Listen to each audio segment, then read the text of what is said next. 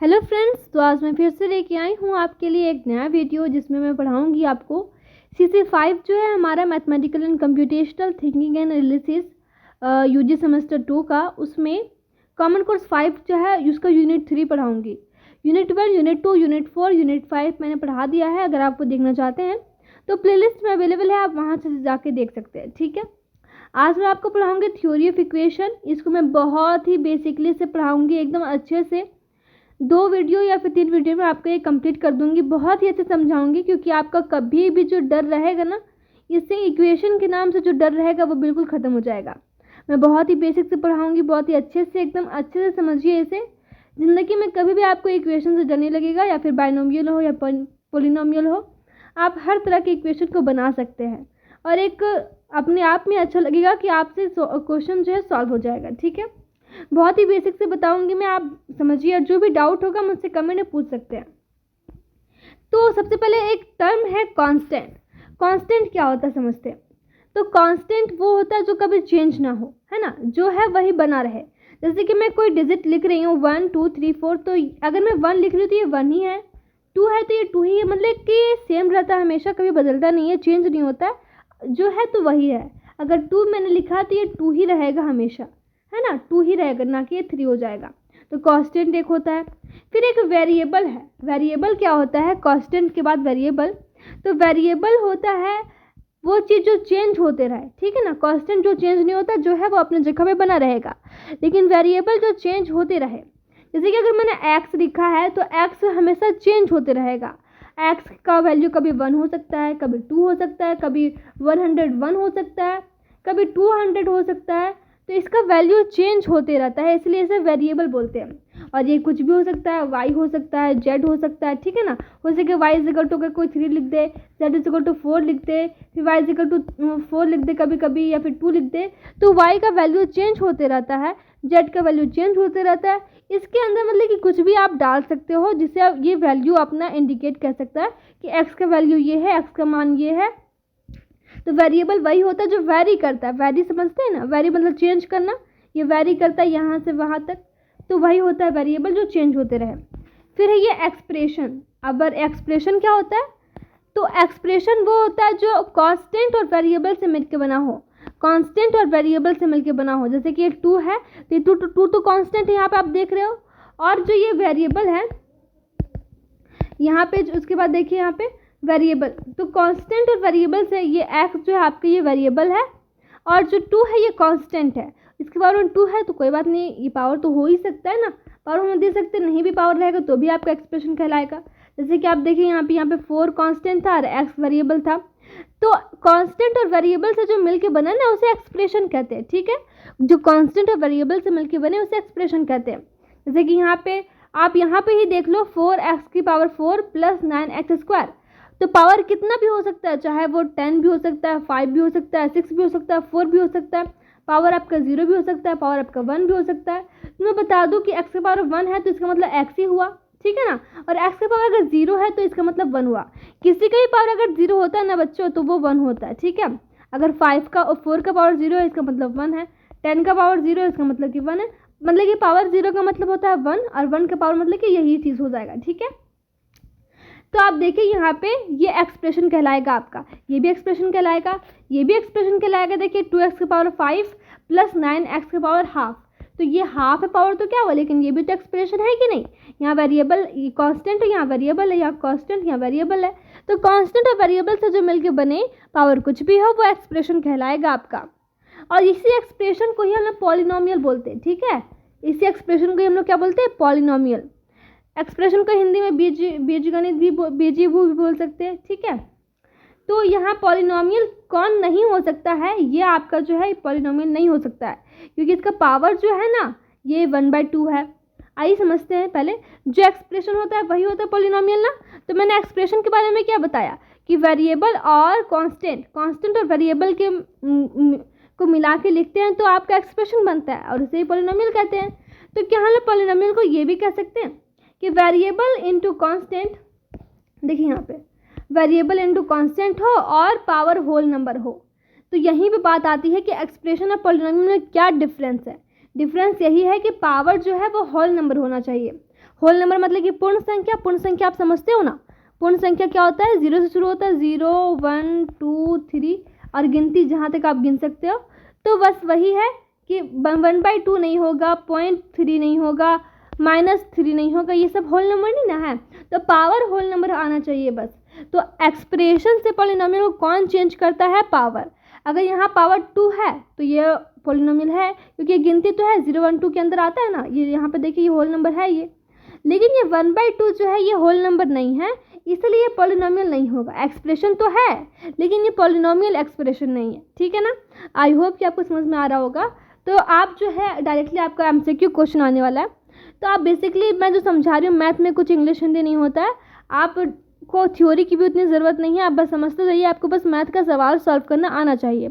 क्योंकि इसमें जो है ना आपका जो सिलेबस में मैंने पढ़ाया था, उसमें आपका जो मैथमेटिकल सवाल है उतना नहीं बनता है ना, कैलकुलेशन वाला जितना कि इससे बनता है। कैलकुलेशन वाला सवाल आपका इससे आ सकता है, इसलिए मैं आपको ये इसको एकदम बेसिक से एकदम अच्छे से समझाऊंगी 2-3 वीडियो में। देखिए सीखना है तो आप अच्छे से समझिए, अच्छे से पढ़िए, ताकि आप फ्यूचर में कभी भी खुद पढ़ सकते हो, अपने जूनियर को पढ़ा सकते हो और अच्छे से समझ सकते हो चीज़ों को, ठीक है। इसलिए मैं आपको ये 2-3 वीडियो में एकदम अच्छे से समझाने की कोशिश करूँगी। तो यहाँ पे देखिए पॉलिनोमियल आपका मैंने यहाँ पे हिंदी में ऐसे रफली आपका लिख दिया है कि क्या होता है पॉलिनोमियल, कि वेरिएबल इनटू कांस्टेंट होना चाहिए और पावर जो है आपका होल नंबर में हो। तो होल नंबर क्या आएगा, 0 से लेके आपको कोई भी संख्या होगा तो होल नंबर रहेगा। अगर पावर 10 भी है ना तो ये भी आपका होल नंबर रहेगा। बस आपका माइनस में नहीं होना चाहिए, पॉइंट में नहीं होना चाहिए, ये रेशनल नंबर में नहीं होना चाहिए। रेशनल नंबर ना 1/2 ये रेशनल है, तो ये आपका पॉलिनोमियल नहीं होगा, बल्कि एक्सप्रेशन है ये, लेकिन पॉलिनोमियल आपका नहीं होगा, ठीक है। तो आपको पॉलिनोमियल एक्सप्रेशन समझ में आ गया। आगे समझते हैं। देखिए यहाँ पे कि इसको इस फॉर्म में भी तो लिख सकते हैं, ये भी तो पॉलिनोमियल आपका कहला सकता है। एक ही पावर, ये एक आपका कोई कांस्टेंट है, कांस्टेंट मतलब कि यहाँ पे कोई 3 या फिर 4 आप मान सकते हैं कि ये 3 है, कांस्टेंट मान सकते हैं, तो ये कांस्टेंट हो गया।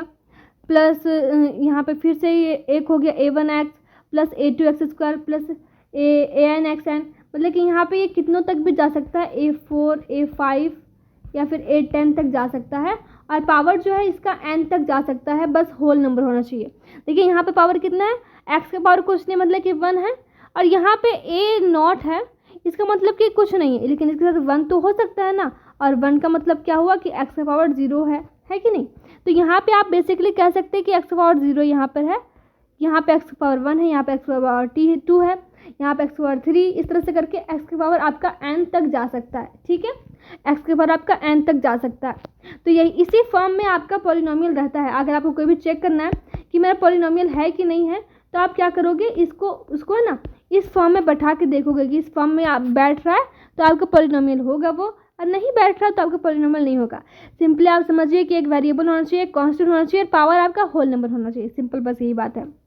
अगर आप इसका इंग्लिश से भी डेफिनेशन अगर चाहते हो तो यहाँ पे इंग्लिश डेफिनेशन भी है कि any expression of the form, any expression कोई भी ऐसा एक्सप्रेशन जो इस फॉर्मेट में हो, a0 a0 plus a1x plus a2x plus anxn तक इस फॉर्म में हो, और x जो है 0 से बड़ा हो या फिर 0 से बराबर हो, और n जो आपका पावर है ना ये 0 के बराबर होना चाहिए या फिर 0 से बड़ा होना चाहिए, ठीक है। मतलब कि बेसिकली आपको कहना चाह रहा है कि होल नंबर होना चाहिए। होल नंबर तो वही होता है ना, होल नंबर क्या होता है, 0 से लेके कहीं तक भी 1 2 तो 0 होना चाहिए या फिर 0 से बड़ा होना चाहिए, ठीक है। और जो है आपका a0 a1 a2 an R real constant, ये कांस्टेंट बता रहा है, इसको कहते हैं क्या, पॉलिनोमियल। तो ये आपका अगर आप थ्योरेटिकली अगर आप डेफिनेशन लिखना चाहते हैं तो आप ये लिख सकते हैं डेफिनेशन। और इसको जो है रिप्रेजेंट कर सकते हैं किसी भी पॉलिनोमियल को f(x) से या फिर g(x) से या फिर आप p(x) से भी इसको रिप्रेजेंट कर सकते हैं कि मेरा जो एक्सप्रेशन है ये है। तो इसका रिप्रेजेंटेशन f(x) या फिर g(x) या फिर p(x) से रिप्रेजेंटेशन या फिर रिप्रेजेंट इसको कर सकते हैं, ठीक है। जैसे कि मैंने यहाँ पे एग्जांपल लिखा है, आप देख रहे हैं f(x) = 4 + 6x + 3x²। तो क्या ये एक पॉलिनोमियल एग्जांपल है, पॉलिनोमियल एक्सप्रेशन है क्या, एक ये पॉलिनोमियल एक्सप्रेशन है। तो मैंने क्या बताया था कि आप क्या करिए कि फॉर्म में बैठा के देखिए। ऐसे तो आपको सिंपल पता चल रहा है कि वेरिएबल है, वेरिएबल कांस्टेंट है, पावर जो आपका ये होल नंबर है, यहाँ पावर आपका 1 है और यहाँ पे कुछ नहीं मतलब कि पावर आपका 0 है। तो ये आपका तो सिंपल मिल रहा है कि वेरिएबल भी है, कांस्टेंट भी है, वेरिएबल भी और पावर भी आपका क्या होल नंबर है, तो ये आपका पॉलिनोमियल होगा। एक तरीके से और आप चेक कर सकते हैं, कैसे मैं बताती हूँ, ठीक है। देखिए यहाँ मैंने बताया कि इस फॉर्मूले पे बैठना चाहिए a0 plus a1x plus a2x square, और ये और जा सकता है आगे, ठीक है। और आप देखिए यहाँ पे लिख के मैंने आपको यहाँ पे पहले वाला चेक करने के लिए बोला है, 4 plus 6x plus 3x square, ठीक है, ठीक है। तो देखिए क्या ये यहाँ पे 4 ये कांस्टेंट है, ये भी कांस्टेंट है, ठीक है। यहाँ पे देखिए ये एक कांस्टेंट और एक वेरिएबल मैं कलर चेंज कर लेती हूँ जिससे कि आपको देखने में थोड़ा सा अच्छा लगेगा, ठीक है। देखिए यहाँ पे ये कांस्टेंट ये कांस्टेंट ये कांस्टेंट ये कांस्टेंट और ये वेरिएबल ये कांस्टेंट ये वेरिएबल और ये वेरिएबल, सब कुछ मिट गया। चलिए फिर से लिखते हैं, a0 plus a1x plus a2x square, ठीक है। इस तरह से बढ़ता जाएगा आपका। और मैं हम लोग चेक कौन सा कर रहे हैं, 4 plus 6x plus 3x square, यही चेक कर रहे हैं ना हम लोग। और इसको कलर चेंज कर लेते हैं, फिर से येलो कर लेते हैं, ठीक है। देखिए ये कांस्टेंट मिल रहा है कि नहीं, ये कांस्टेंट ये वेरिएबल एक और ये वेरिएबल एक मिल रहा है सेम टू सेम, ये कांस्टेंट और ये वेरिएबल। तो आपका इसी फॉर्मूले पे बैठ रहा है कि नहीं, इसी फॉर्मूले पे बैठ रहा है। तो आपको जो भी चेक करना है आप फॉर्मूले पे चेक कर सकते हो, या फिर आप ऐसे चेक कर सकते हो कि वेरिएबल हो, कांस्टेंट हो और होल नंबर आपका पावर में हो। तो इस तरह से आप पता लगा सकते हो कि कोई भी फंक्शन जो है पॉलिनोमियल है या फिर नहीं है, एक्सप्रेशन पॉलिनोमियल है या नहीं है। अगर वही आपका पावर 1/2 होता तो वो आपका पॉलिनोमियल नहीं होता, या फिर पावर 2/3 होता तो वो पॉलिनोमियल नहीं होता, ठीक है ना। तो इस तरह से आप चेक कर सकते हो कि आपका फंक्शन जो है पॉलिनोमियल है या नहीं है। तो यहाँ पे मैंने एक और फंक्शन दिया हुआ है, एक्सप्रेशन दिया हुआ है, इसे आप चेक करिए। मैं एक और देती हूँ जिससे आप बताइएगा। ये 2 नंबर हो गया ना, 2 नंबर। फिर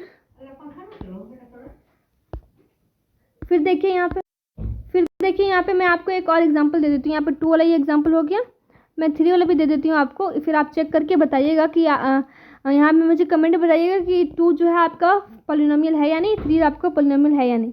2 यहाँ पे क्वेश्चन दिया हुआ है, इसे अभी आप फॉर्मेट में बना के देखिए कि ये पॉलिनोमियल है या नहीं। एक और मैं देती हूँ यहाँ पे, ठीक है। मैंने दे दिया ये, एक ये हो गया। एक और मैं देती हूँ 4 यहाँ पे।